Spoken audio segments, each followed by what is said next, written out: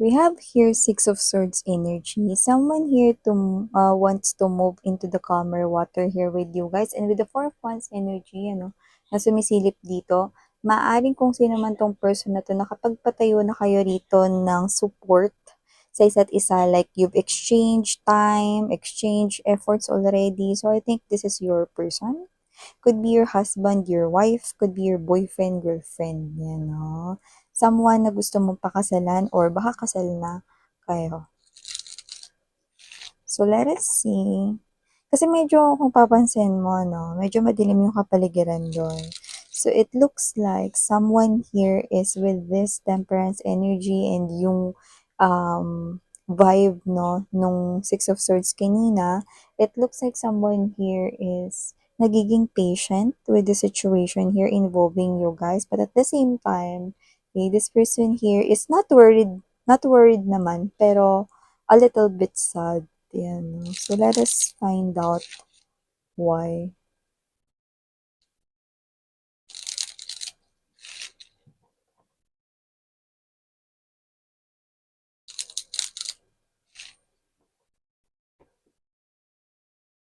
Okay.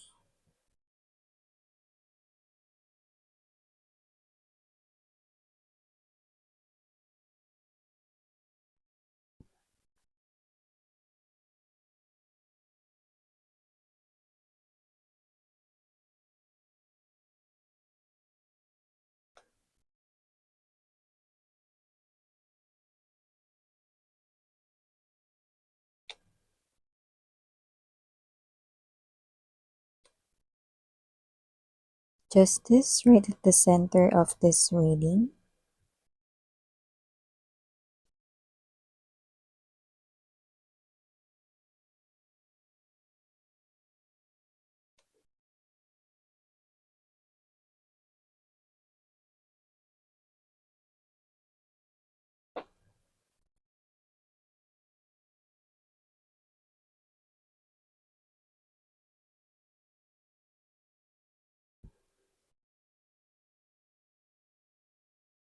So, hi and hello there, collective. Hi, new viewers. Ako po si Yan. Welcome. Tuloy po kayo dito. At sa mga returning ko, mga tambayers, walang sawa na nakasuporta dito. No? Maraming maraming thank you po sa inyong lahat. And yes, ako po si Yan. Tuloy po kayo dito. No? And syempre, kung hindi niyo pa po knows, meron pa po tayong other channel. Ang link niyan ay nilagay ko sa description box ng reading na ito. Kaya naman kung interesado kayo at hindi niyo pa na-try, na tumambay dyan, well, meron tayong mga ina-upload din na daily collective readings. Yes, that's right. No, every day din po yung ating pag-upload ng daily collective readings. And when we say collective readings, wala tayong zodiac sign doon na specific. Kaya kahit ano pang zodiac sign mo, sweetheart, welcome kang manood. Makinig, basta just take only what resonates. And don't forget that everybody, meron kayong free will na free nyong gamitin anytime, anywhere. And, okay, timeless din po ito. Pwedeng ito ay nangyayari na, or mangyayari pa lamang. At syempre, no, wala rin po tayo ditong gender. So, babae, lalaki, LGBT lahat, welcome. So, dito nakikita ko mga babes, no, that someone here is, I think, meron kayo nitong relationship. Pwedeng boyfriend, girlfriend mo siya. Pero yung iba pwedeng asawa nyo itong person na to, no? So, kung sino man tong person na to, no, with this Eight of Swords energy right here, no? And there's this Chariot card. Yeah! You're hearing that song. Sino hindi nakakaalam ng song na yun, no? If you're determined to leave, girl, I will not stand in your way. Yan, no? So, sana tama yung tono. Yeah, always be my baby, Pero with that particular lyric, no, if you're determined to leave, girl, wala tayong gender dito, mapa girl, boy, LGBT, If you're determined to leave, I will not stand in your way. So it looks like kung sino man tong energy na to, na hindi ka raw niya rito pipigilan, like wala siya ritong gagawin with the Eight of Swords energy, no? This person right here, no, will hold himself or herself, no, napigilan ka rito. Yan, no? dahil mahal ka niya, 'yan 'no. If you're determined to leave 'yan 'no, hindi ka niya pipigilan dito 'no. But, okay, I do see na parang meron siyang ganito 'no, na hindi ka niya pipigilan ritong umalis 'no. Pero alam niya na babalik rin kayo dahil ibabalik niya kayo, 'no. So, prepare yourself kasi you will be chased by your person, 'no. So, nakikita ko rito na kung gusto ninyong umalis dahil maaari sigurong may gulo dito, away, argumento because nandito yung ano, nandito yung 5 of coins energy 'no, pero we're glad 'no, na ito ay nakabaliktad dito na mamaya explain ko sa inyo 'yun. So, puwedeng meron ditong argumento na nag-exist, nangyari, gano'n. At kung sino man 'tong energy na ito 'no, nakikita ko rito na itong person na 'to 'no is mahal ka niya, okey, pero maaaring tanong mo, bakit papalipasin niya pa miss 'yan, 'yan 'no. Kung uuwi ka dun sa parents mo, kung asawa mo man ito 'no at away kayo 'no, nagkatampuhan kayo rito at umuwi ka sa parents mo 'no, hindi ka pa niya susunduin agad dun 'no. Lilipas pa muna yung ilang araw dito, eh, bakit papatagalin niya pa miss 'yan, 'yan 'no. Or yung iba kung hindi niyo naman pa ito asawa 'no, boyfriend, girlfriend ninyo 'no, hindi pa niya kayo pupuntahan 'no, agad-agad after ninyong umalis 'no. Bakit? Dahil nagmamatigas ba siya miss 'yan or dahil gusto niya ritong ipamukha na tama siya, bla, bla, bla, bla, bla, hindi. Okay, kasi, okay, I'm also picking up that it only a matter of time, 'yan oh. So, ibabalik ka rin ito mga babes 'no, ibabalik ka rin ito sa bahay ninyo 'no or magbabalik ka din 'no dahil gagawa siya rito ng paraan 'no. Siyempre mga babes mahirap pa rito na suyuin kayo right after the argument, 'di ba? Kasi mainit pa yung ulo niyo, eh, 'no. Hindi pa kumakalma, like hindi pa lumalamig yung ulo ninyo 'no. So, maaaring siyempre 'pag lumayas kayo, umalis kayo ng bahay ninyo, kung asawa mo man 'to 'no, or hindi man kayo nag-usap dito nitong tao na 'to ng boyfriend, girlfriend mo dahil sa argumento 'no, or whatever, okey, hindi mo pa siya agad-agad kakausapin kasi galit ka pa, eh, 'no. Pero 'pag lumipas na yung ilang mga araw 'no, lumipas na rito 'no, yung oras, 'yan, kakausapin niyo na kayo. So, hindi yun magtatagal kasi with the Eight of Wands energy 'no, and there's this very strong Ace of Swords, nakita ko na mag-uusap din kayo. Magko-communicate din kayong dalawa dito at siya mismo ang pupunta sa inyo, ano. Alam niya kasi mga babes 'no, na after ng ilang days okey na, eh, 'no. Hindi na gano'n kainit yung ulo ninyo, nag-lie down na 'no, kumbaga parang, alam mo 'yun, parang wala na yung ano, usok 'no, sa bumbunan ninyo. Kaya ready na siya rito to talk to you 'no. Kasi mas magkakaroon rito ng less resistance coming from you 'no, dahil, yung energy ninyo is hindi na kayo gano'n kagalit, 'yan 'no. Maaaring inis na lang kasi kayo 'no, kapag kinausap niya kayo rito. So, kung sino man 'tong energy na 'to, okey, I love how this person here maturely approach the situation. So, nakita ko dito na kung sino man 'to, this person here 'no, has this strong love for you. And you also love this person here. So, nakita ko rito wala naman talagang gustong makipagkalas sa isa't isa at wala naman talaga gusto rito makipaghiwalay sa isa't isa. So, there will be balance in this type of situation right here. No? Alam mo, una sa lahat, mga mahal, no, dapat nating maintindihan, no, na bago tayo pumasok sa isang relasyon, kailangan i-expect na natin, no, na meron talagang mga tests, challenges, mga pagsubok, no, in Tagalog, 'di ba? Mga pagsubok na pagdadaanan tayo kasama yung partner natin 'no, sa loob ng relasyon 'no. At dito masusubok 'no, para makita 'no, kung paano natin ibabalanse ang mga sitwasyon at paano malalampasan ang lahat ng mga test at problema ng magkasama. Kaya ano man 'tong argumento ninyo na hindi naman pinakita dito specifically kung ano yun, basta this is something here na pinapakita rito 'no, na after nung argument, ito yung mangyayari 'no. Puwedeng may umalis dito, puwede niyo pagpalit-palitin yung roles 'no. Pero nakita ko rito kung sino man yung umalis, siya ang hahabulin.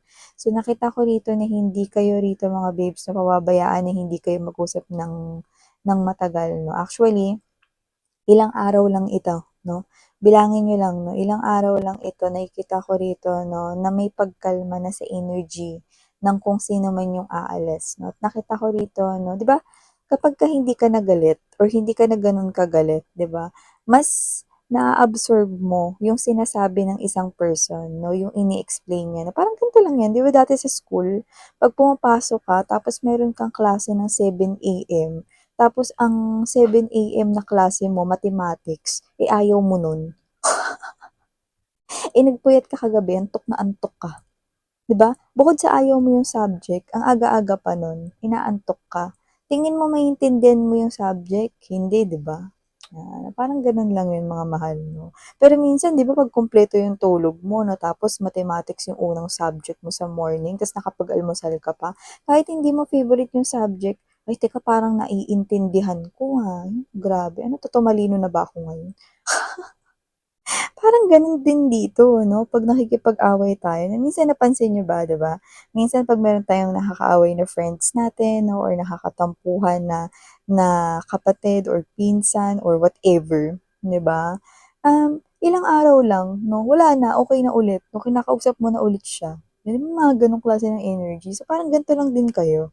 So, lumalabas dito 'no, na this person here loves you at mukhang kilala niya na rito 'no, na ikaw 'to na meron ka ritong energy na para ka ritong childish minsan, na parang ikaw 'to na hindi man ganito 'no, pero parang ganito. Okey, parang kunwari 'pag mag-e-explain siya rito nakita niya na 'to sa'yo, eh.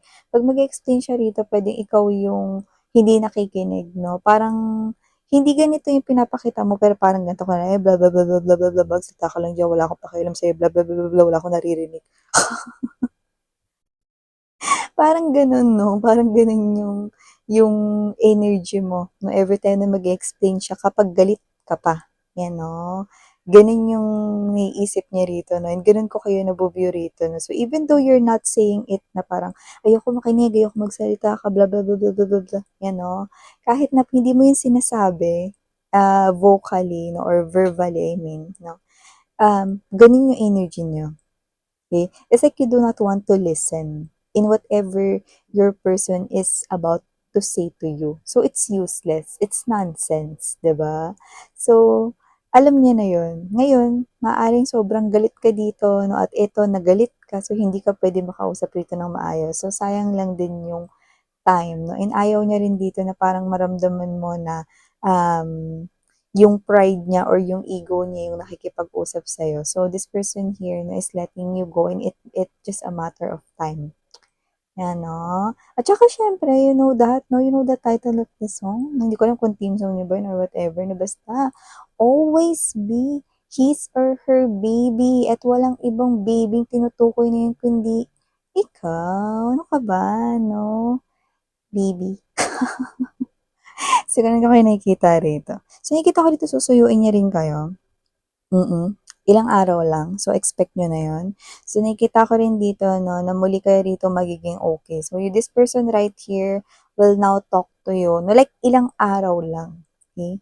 'Yun yung nakikita ko rito 'no. Yung talagang bumaba na or nag-lie down na yung galit mo.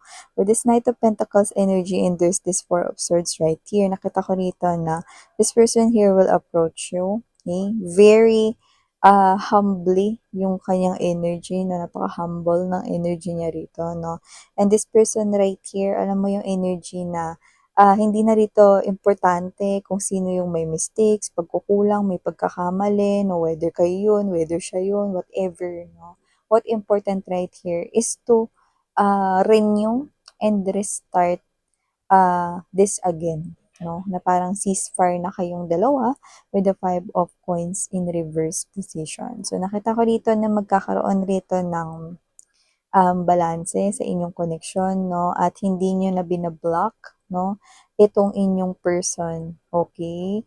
Hindi lang sa gate ng bahay ninyo, ng parents mo, kundi hindi mo na talaga siya binablock sa communication. Kasi okey? Alam mo na-experience na 'yan sa'yo before. So, una-una ng inyong relasyon 'no, na 'pag may tampuhan kayo at, galit dito, argumento 'no, triny niyo na rin na tawag-tawagan kayo na pinapatay niyo lang 'no, or pinapatay niyo mismo yung cellphone niyo or nire-reject niyo yung calls, mga ganyan. So, alam niya na 'yan 'no. So, sa inyong, pagsasama rito 'no, unti-unting nagma-mature yung person mo. Di ko sinasabing mas childish ka, pero yung person mo ibig sabihin nababasa kanya yung galaw mo, yung actions mo, at kung kailan ka puwedeng makausap ng maayos 'no, or matino, you know. So, nakikita ko dito that in the future with the Ten of Wands, ang ganda ng Ten of Wands kapag ito ay naka-upright position. Anong kinaganda niyan, Miss yan? Because it is dropping the burden. Okay. So, ito yung nagpapabigat ng inyo ritong love story, ang hindi ninyo pag-uusap dahil nag-away kayo. So, nakikita ko na matatapos na yan because, okay, this man right here 'no, is someone na malapit ng makarating sa tuktok ng hila at ibabagsak niya na lahat ng yan. Yan parang malakawayan na yan 'no. So, yan ay mga burdens, pasalin sa balikat 'no, at pahirap 'no, sa sitwasyon. So, nakikita ko rito 'no, na mas strong pa rin ang samahan ninyo with the Six of Cups energy at inyong love for each other. So, nakikita ko patuloy rito kayo magbibigay sa koneksyon na ito at nakikita ko rito mga babes na parang kayo ito na mm, hindi pa rin mawawala rito yung mag-aaway kayo, yung hindi kayo magkakasundo paminsan-minsan 'no, pero hindi naaabot sa punto na may aalis at hindi uuwi, you know. So, wala na akong nakikitang gano'n in the future. So, yung iba, okay, doesn't have to be na asawa niyo lang ito. Puwede pong boyfriend, girlfriend niyo ito. Pero you know, prepare to be chased by your person kasi hindi niya hahayaan 'no, na, like hindi niya intensyon na kaya hindi niya kayo rito susuyuin agad-agad is yun nga in-explain ko kanina 'no, pero ibabalik niya kayo 'no, sa inyong bahay, 'yan 'no, sa bahay ninyong dalawa if mag-asawa kayo 'no, or expect na, lalapit ito sa inyo 'no, para magkaayos kayong dalawa, 'yan 'no. Araw lang ang pagitan, 'yan 'no, mga araw lang ang pagitan. So, thank you so much. Ako po si Yan Sarang Heal, Love and Light. Annyeong.